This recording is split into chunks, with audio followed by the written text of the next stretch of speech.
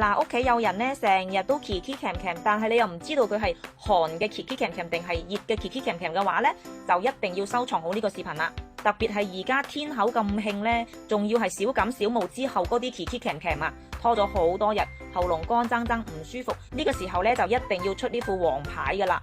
鱷魚肉腐乳靈芝湯，我哋屋企咧又叫老爺湯嘅，做法其實都好簡單啦。材料我哋有豬展肉300克啦，鱷魚乾30克。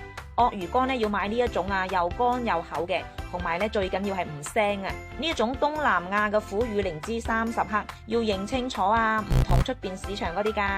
海底椰20克，雪梨乾25克，老陳皮1小片，百合15克，無花果20克，淮山15克。豬展肉咧，我哋凍水落鑊，焯水分零鐘啦，去咗啲腥，去咗啲泡佢，撈佢出嚟洗乾淨啦。